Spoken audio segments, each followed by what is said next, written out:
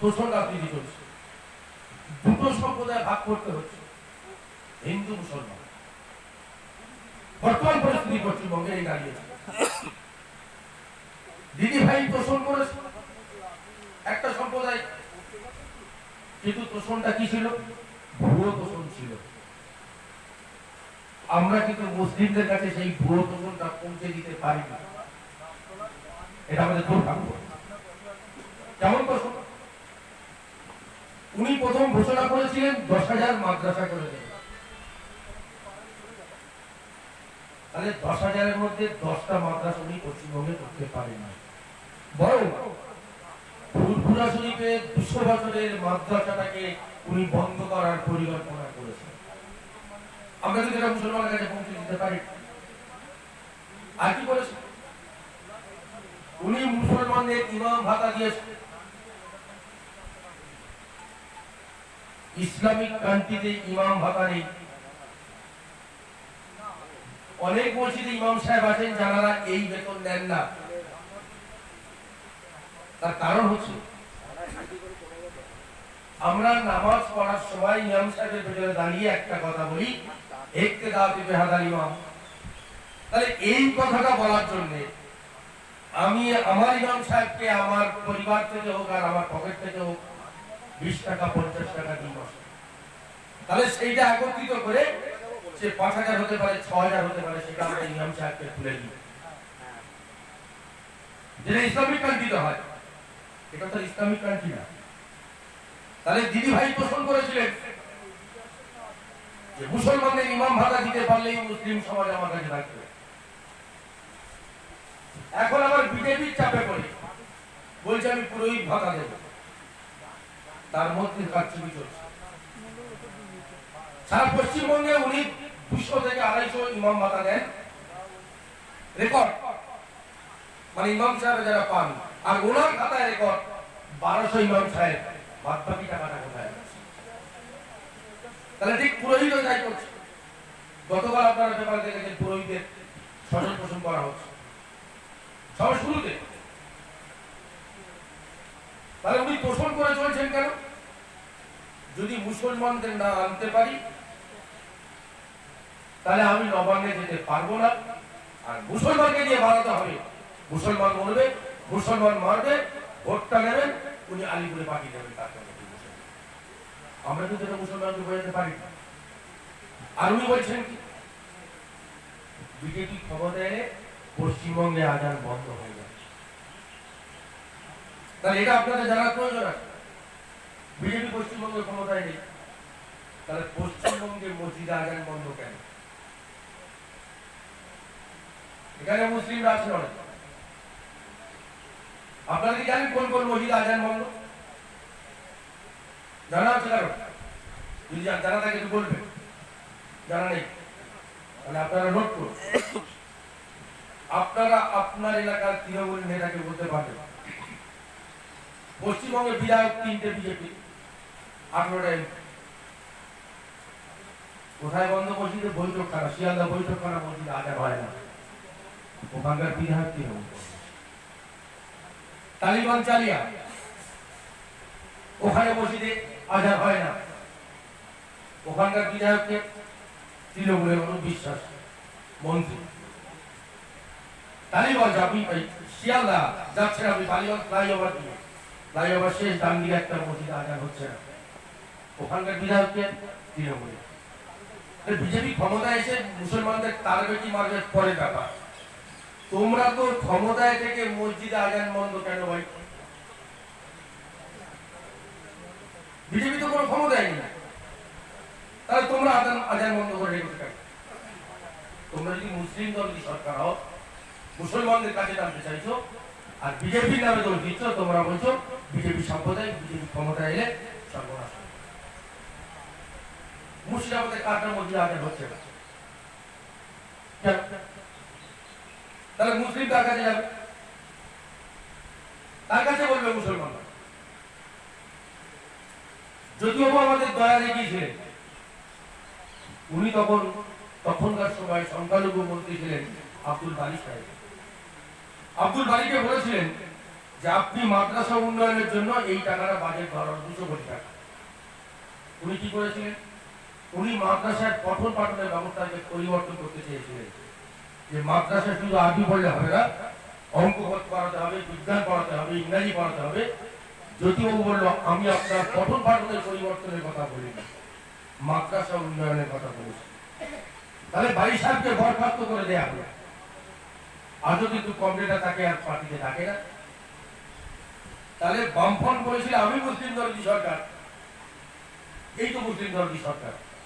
আর BJP কি বলছে? ভারতীয় জনতা পার্টি বলছে আপনি নামাজ পড়ুন, মাথায় টুপি রাখুন, মুখে দাঁড়িয়ে থাক, আপনার বড় পাঞ্জাবি থাকা আমার কোনো আপত্তি নেই, আপনি কোরআন শরীফ আপনার বুকে থাক। কিন্তু ভারতবাসী হিসেবে আমার কাছে আমি অনুরোধ করছি আপনাদের, আপনারা মুসলিম হন, যে সম্প্রদায় হন না কেন, একটা করে ল্যাপটপ হাতে রাখতে হবে। সারা বিশ্বটাকে জানতে হবে, সারা ভারতবর্ষটাকে জানতে হবে কোন রাজনৈতিক দল কি করছে আর না করছে। আর পশ্চিমবঙ্গে বর্তমান পশ্চিমবঙ্গ সরকার কেন্দ্রীয় সরকারের সমস্ত প্রকল্পটাকে নাম পরিবর্তন করে দিচ্ছে, নাম পরিবর্তন করে বলছেন আমি করেছি। যেমন সবুজ সাথী সাইকেল, এই প্রকল্প কেন্দ্রীয় সরকার দিয়েছিলেন সরস্বতী যোজনা। তাহলে সরস্বতী যোজনা কেন্দ্রীয় সরকারের প্রকল্প, সেটা পশ্চিমবঙ্গে উনি এসে বলছেন সবুজ সাথী আমি দিদি ভাই দিচ্ছি, অর্থাৎ ভোটটা আমার। মিথ্যা কথা। দিল্লি সরকার কত দিয়েছেন? এই সরস্বতী যোজনার সাইকেল কিছু 2250 টাকা দিয়েছেন দিল্লির সরকার। আর দিদি ভাইয়ের দেবার কথা ছিল 750, 3000 টাকার মূল্যের সাইকেল। তাহলে 3000 টাকার মূল্যের সাইকেল আপনার বাড়িতে আছে, তার ওজন কত? 18 থেকে 19 কেজি। আর দিদি ভাই কেন্দ্রীয় সরকারের টাকা নিয়ে 3000 টাকার সাইকেল দিচ্ছেন, ওজন কত? 14 থেকে 15 কেজি। তাহলে মাঝখানে এই 4-5 কিলো লোহা কিন্তু তৃণমূলের নেতারা কারবারি করে খেয়ে ফেলেছে। এটা দেখা যাবে, এটা 21 সালে আমরা হিসাব করি। যেমন ভারতবর্ষের প্রধানমন্ত্রী উনি 2014 সালে এসেই বললেন সমস্ত ভারতবর্ষে প্রত্যেকের বাড়িতে বাড়িতে একটা করে পায়খানা ঘরের ব্যবস্থা করতে হবে। উনি ঘোষণা করলেন স্বচ্ছ ভারত মিশন। কত টাকা দিলেন? 10,500 টাকা। পশ্চিমবঙ্গের দিদিমণি উনি সেটাকে নিয়ে বললেন নির্মল বাংলা। আর তৃণমূলের প্রধানরা পঞ্চায়েতে বসে আছে 1,000 টাকা করে দিতে সরকার। তাহলে 11,500 টাকা, তাহলে 11,500 টাকার পায়খানা হয়। ওই পায়খানা ঘরের মূল্য 11,500 টাকা না। তারপর ওদের মাথা ঠিক নেই, ওরা যারা 21-এ ক্ষমতায় আসছে তাই গরিব মানুষের পায়খানা পর্যন্ত খাওয়া শুরু করে। কথাটি অপরাধ সরকারকে আর কি করছে? আমফান ঝড়ে সরকার চাল দিলেন, গম দিলেন, আটা দিলেন, ডাল দিলেন। উনি কিন্তু পশ্চিমবঙ্গের মানুষের ডাল দিলেন না। কেন? কারণ উনি বিজেপিকে ভয় করে। বিজেপি গেরুয়া কালারটাকে ভয় করছে, তাই মুসুর ডালের রং গেরুয়া। তাই দিদি ভাই পশ্চিমবঙ্গের জনসাধারণের কাছে দিলেন না, বলে দেওয়া যাবে না। আমরা কি বললাম? আমরা বললাম দরকার নেই ডালে, আমরা পশ্চিমবঙ্গের আনাচে কানাচে এই গেরুয়া পতাকা দেব।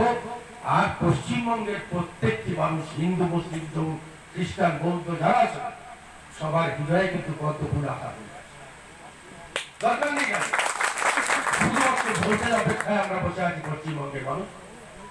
ওরা বড় চিন্তিত, ওরা ভাবছে, ওরা কাজ করেছে। যদিও আমার সময় পাওয়া তবু যতটুকু পারছি বলছি, উনি কাজ করেছে। সেই কাজের মধ্যে কত বড় ভুল সেটা আপনারা বিচার করবেন, সেটা আপনাদের বলে রাখেন। উনি মুসলমানদের গোরস্থান ঘিরে দিয়েছেন, আর হিন্দু ভাইদের জন্য ইলেকট্রিক চুল্লি করেছেন দোতলা। তার জন্য আমি ওনাকে প্রণাম জানাই, কেননা ভালো কাজ করেছেন। কিন্তু ভালো কাজের মধ্যে এমন এক জায়গায় নিজে রেখে দিয়েছেন যেটা পশ্চিমবঙ্গের মানুষের, হিন্দু বলুন, মুসলমান বলুন, খ্রিস্টান বলুন, সবার লজ্জা। কি গোরস্থানের রং হয়েছে সাদা আর নীল বর্ডার রেখে দিয়েছে। শ্মশানের ইলেকট্রিক চুল্লিকেও ঠিক তাই সাদা নীল ভরা করে দিয়েছেন। কেন? ওটা তো আনন্দ করার জায়গা না, ওখানে তো ড্যান্স করার জায়গা না। একটা মুসলমান যখন মারা যায় তার কবরস্থ করতে যাওয়ার আগে তার সাদা কাপড় পরিয়ে দেওয়া হয়, কারণ সে যদি লাল রঙের জামা পড়তে ভালোবাসেন তাহলে লাল কাপড় দেওয়া হচ্ছে না, সাদা কাপড় দেওয়া হচ্ছে। ঠিক তেমনি একটা হিন্দু ভাই যখন মারা যাচ্ছে গঙ্গায় স্নান করিয়ে চিতায় তুলে দেওয়া হচ্ছে, গায়ে সাদা কাপড় দেওয়া হচ্ছে। তাহলে রঙিন কাপড় দিতে পারত, কিন্তু ওখানে রঙিন কেন? উনি মনে করছেন পশ্চিমবঙ্গের সমস্ত সম্প্রদায়ের মানুষ এত বোকা, আমি সেটা বলবো সেটা ঠিক। কি করেছেন উনি?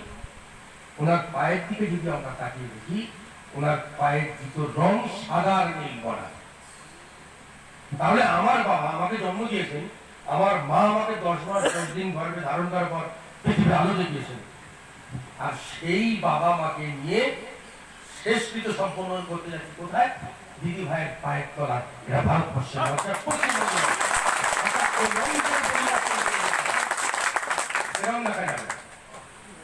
তার জন্য, আর সেই জন্য আধা জল খেয়ে নামতে হবে এখন থেকে, এরকম পরিবর্তন করতে হবে। কারণ আমার বাবা মা মারা যাবে, আমি মারা যাবো, আমার ছেলে নিয়ে যাবে ওই দিদি ভাইয়ের পায়ের তলায়, এটা হতে পারে না। এটাকে পরিবর্তন করতে হবে, তার জন্যই বলে। আর গরিব মানুষের যে পাওনা, সে পাওনা তো কাজবান হিসেবে খেয়ে নিয়েছে, ওরা ছুটছে, ওরা হুমকি দিচ্ছে।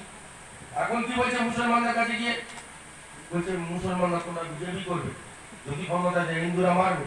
আবার হিন্দুদের কাছে গিয়ে বলছে তোমরা বিজেপি করো না, যদি ক্ষমতা আছে মোল্লারা সব বিজেপি করছে, অর্থাৎ তৃণমূল করে। ওদেরকে বোঝাতে হবে ওরা কি করেছে। এই 7-8 বছর যে সংসার করছে পশ্চিমবঙ্গে, একজন মুসলমান তৈরি করেছে, খুব ভালো মানুষ তৈরি করেছে, যেটা হচ্ছে আরাবুল ইসলাম।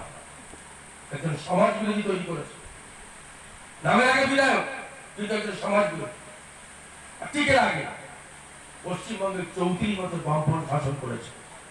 উনি একজন মহান ব্যক্তিত্বের মানুষ তৈরি করেছিলেন মুসলমান, সেটাকে আব্দুর রশিদ খান। সাক্ষাৎ সারা পশ্চিমবঙ্গে তার নাম, এটা জ্যোতিবাবু তৈরি। আর কংগ্রেস তৈরি করেছিল কাকে? কংগ্রেস একজন মুসলমান তৈরি করেছিলেন, তিনি হজ করে এসেছিলেন বৃদ্ধ বয়স, কিন্তু ইতিহাসে তার নামটা রয়ে গেল হাজি মস্তান। মস্তানটার পরিবর্তন করতে পারল না ইতিহাস। আর ভারতীয় জনতা পার্টি একজন মহান ব্যক্তিত্বের মানুষ তৈরি করেছিলেন, তিনি কে? তিনি হচ্ছেন এপিজে আব্দুল কালাম। ওদের সঙ্গে আমাদের এই তফাৎ, ওরা বলছে আমাদের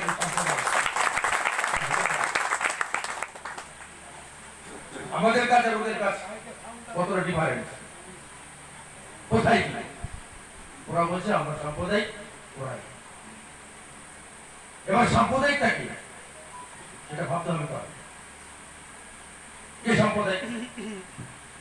1996 সাল ব্রিগেডে জনসভা হচ্ছেন, ডেকেছেন কে? পশ্চিমবঙ্গের শাসক দল বামফ্রন্ট, জ্যোতিবাবু ছিলেন তখন। জ্যোতিবাবু মঞ্চে দাঁড়িয়ে বলছেন আপনারা আমাদের ভোট দিন, আমরা কেন্দ্রে ধর্মনিরপেক্ষ সরকার দেব।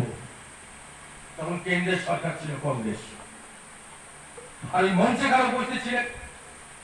মঞ্চে উপস্থিত ছিলেন জ্যোতিবাবু, বুদ্ধদেব ভট্টাচার্য, বিমান বাবু, এইচ.ডি. দেবগৌড়, প্রতাপ সিংহ, আর সবার মাঝখানে ছিলেন নয়নের মণি প্রয়াত অটল বিহারী বাজপেয়ী।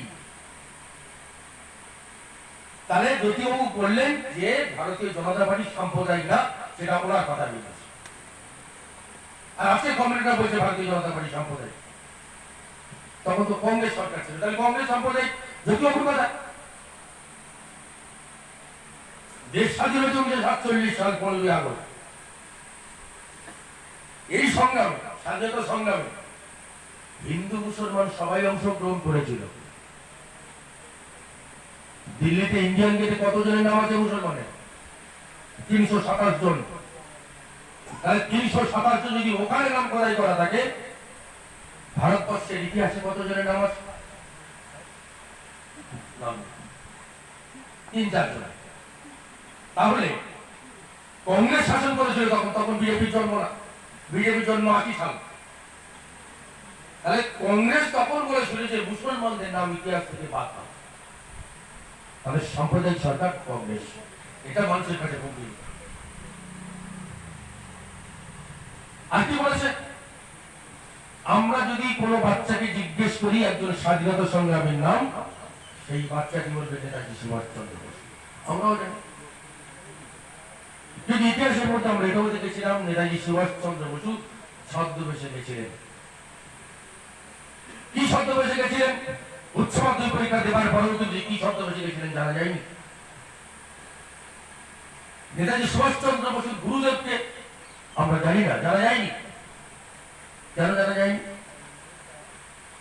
তিনি ছিলেন একজন মুসলমান। মরহুম মাওলানা ওয়াহিদুল্লাহ সাহেব, অর্থাৎ মুসলমান, তার নামটা ইতিহাস থেকে বাদ দাও। বিজেপি করেছিল তখন, এই অপদার্থ কংগ্রেস করেছিল। আর কি ছদ্মবেশে গেছিলেন? একজন মুসলিম ছদ্মবেশী, কাবুলিওয়ালা ছদ্মবেশে চলে গেছিলেন। এটাও ইতিহাসের পাতায় দেওয়া যাবে না, মুসলমান সেজেছে, নামটা বাদ দাও। আর তার অনুসারে জন্ম এই তৃণমূল কংগ্রেস। এ তো সাম্প্রদায়িক সুবিধের উপর ব্যাপার না, আমাদের ধরে এগোতে হবে। উনি বলবেন উনি সাম্প্রদায়িক পশ্চিমবঙ্গের প্রথম গেছিলেন। কি গেছিলেন? কেন্দ্র সরকারের প্রকল্প সরস্বতী যোজনা সাইকেল নিয়ে পশ্চিমবঙ্গের স্কুলে ক্লাস 9-এ প্রথম মুসলিম মেয়েদের দেওয়া হয়েছিল। কেন? কোন সরকারি প্রকল্প সেখানে কোন মুসলিম, হিন্দু, বৌদ্ধ মেনশন করা যাবে না। এই ভারতীয় জনতা পার্টি আপত্তি। তারপরে কি হলো? সমস্ত সম্প্রদায়ের সাইকেল দেওয়া শুরু হলো। তাহলে আপনি ক্লাস 9-এ পড়া একটা মেয়ে, তার হৃদয়ের মধ্যে ঢুকিয়ে দিলেন তুমি হিন্দু, তুমি মুসলমান, খ্রিস্টান ও জৈন। ভারতীয় জনতা পার্টি ক্ষমতায় নেই, এটা কি টাকা? তাহলে তুমি কিন্তু এটা জানিয়ে দিয়েছো। তাহলে পশ্চিমবঙ্গের প্রথম সাম্প্রদায়িক বীজ পুঁতেছেন এই মহামাটি মানুষের সরকার। উনি বড়াই করছেন, উনি নিজের পুলিশ পন্থী, পুলিশ আজকে কাজ করছে। গত 2 দিন আগে জয়নগরে মুন্ডহীন দেহ পাওয়া গেছে, পুলিশ ধরতে পারছে না। কেন? দিদি ভাই কোন চামচে হয়তো মারাটা করেছে, আমি ধরতে পারছেন না। আমার সময় শেষ হচ্ছে, শেষ জায়গায় চলে আসি। কংগ্রেস যা অত্যাচার করেছিল মানুষের উপরে, সমস্ত সম্প্রদায় অত্যাচার করেছিল সমস্ত সম্প্রদায়ের উপরে। কি অত্যাচার করেছিল? যারা বয়স্ক আছেন বা বাবা মার কাছে শুনেছেন, পুলিশ দিয়ে চাল ছিনতাই করা হয়েছিল কংগ্রেস পিরিয়ডে। থানায় সাইকেল ভর্তি, অন্তঃসত্ত্বা মেয়ে যাচ্ছে, তার পেটে লাঠি মারা হয়েছে চাল আছে বলে। এমন অত্যাচার করেছিল। তাই পশ্চিমবঙ্গের সমস্ত সম্প্রদায়ের মানুষ ওই কংগ্রেস সরকারকে ফেলে দিয়ে আনলো জ্যোতিকে। আর জ্যোতি যখন পশ্চিমবঙ্গে বসলো, তখন পশ্চিমবঙ্গের ক্ষতি শুরু হচ্ছে। কি ক্ষতি? শিক্ষা ব্যবস্থাকে ভেঙে দিয়েছিল। ইংরেজি তুলে দাও, বড় লোকদের জন্য কেজি স্কুল করে দাও। ঘন্টায় ঘন্টায় বিদ্যুৎ অফ হয়ে যাচ্ছে, চাকরি ছিল না, বেকারত্ব বেড়ে গেছে। উনি পশ্চিমবঙ্গে মানুষের শোষণ করেছে। তারপরে বললো আমার তো যা করার করা হয়ে গেছে। উনি বুদ্ধকে বসিয়ে দিলেন। বুদ্ধ যখনই বসলো তখন পশ্চিমবঙ্গে যুদ্ধ শুরু হয়ে গেল। বাড়ি বাড়ি, ভাই ভাই, বাবা ছেলে, বৌমা শাশুড়ি, যুদ্ধ শুরু হয়ে গেল। তখন কি দেখলাম আমরা? একজন অন্তঃসত্ত্বা মহিলা প্রসব যন্ত্রণা নিয়ে হসপিটালে গেছে, তাকে ভর্তি নেওয়া হয়নি। কেন? কম্পাউন্ডের সার্টিফিকেট লাগবে। ওখানকার এলসিএম এর সার্টিফিকেট আনতে হবে, তুমি কমরেড করো কি করো না, তবে তোমার বৌমাকে ভর্তি নেওয়া হবে, স্ত্রীকে ভর্তি নেওয়া হবে, তবে আপনার ছেলে বা আপনার নাতি কোনো ভালো স্কুলে চান্স পাবে। মানুষ অত্যাচারিত হবে। সমস্ত রাজনৈতিক দল মিলে এবং পশ্চিমবঙ্গের আপামর সমস্ত সম্প্রদায়ের মানুষ একত্রিত হয়ে মমতাকে ক্ষমতায় আনা হলো। মমতা আসার সঙ্গে সঙ্গে পশ্চিমবঙ্গের পুলিশ থেকে প্রত্যেকটি জনসাধারণের ক্ষমতা হারিয়ে ফেলবে। আপনি বিজেপি করেন প্রকাশে বলতে পারছেন না তৃণমূলটা মারছে, তৃণমূলের সম্পর্কে কোনো কথা বলতে যাচ্ছেন আপনাকে মেরে গাঁজা দিয়ে হিরোইন দিয়ে আপনাকে জেলে পাঠিয়ে দেওয়া হচ্ছে। আর পুলিশ ওই দিদির ভাইয়ের ভয়ে টেবিলের তলায় আলমারির পেছনে লুকাচ্ছে, অর্থাৎ ওদেরও ক্ষমতা হারিয়ে ফেলেছে। তাই মানুষ পরিবর্তন চাইছে। সেই পরিবর্তন আনতে গেলে তার হাতিয়ার, তার ঢাল আপনারাই। আপনারা যদি না আগুন এগিয়ে আসেন আরো সক্রিয়ভাবে, আগুনের ভয়ে আমি যাব না, রেজাইমার ভয়ে আমি যাব না, তাহলে আমরা সংগঠন করতে পারবো না। আমাদের সারা জীবন অত্যাচারিত হতে হবে, আমাদের মার খেয়ে যেতে হবে। শেষ করার আগে একটা কথা বলে শেষ করি। এক ভাই মারা গেছেন, হিন্দু ভাই, ওনাকে শ্মশানে নিয়ে গিয়ে দেওয়া হয়েছে, চিতায় তুলে দেওয়া হয়েছে, মুখাগ্নি হলো, চিতা কিছুতেই ধরাতে পারছে না। চৈত্র মাসের রোদ, বৃষ্টি নেই, ঝড় নেই, শ্মশান যাত্রীরা বড় চিন্তিত, লাশ হচ্ছে না কেন, চেঁচামেচি হচ্ছে। শ্মশানের পাশ দিয়ে এক ভদ্রলোক যাচ্ছিলেন, বললো শ্মশানের তো শান্তির জায়গা, তাহলে শ্মশানে ঝগড়া কেন? উনি শ্মশানে ঢুকলেন, ঢুকে বললো ভাই এটা কি হলো, তোমরা শ্মশানে ঝগড়া করছো কেন? শান্তির জায়গা। বললো আমরা এসছি সকাল 11টায়, 3টে 3:30 বেজে গেল, এই লাশটাকে ধরাতে পারছি না।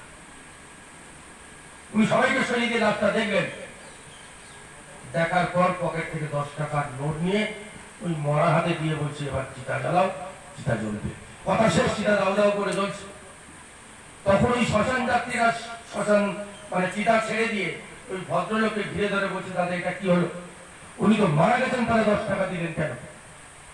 তখন ভদ্রলোক বলছেন উনি হচ্ছেন মামাটি মঞ্চের সরকারের পুলিশ, ঘুষ নিতে নিতে হাতটা এত লম্বা হয়ে গেছে, চিতায় ওটার পরে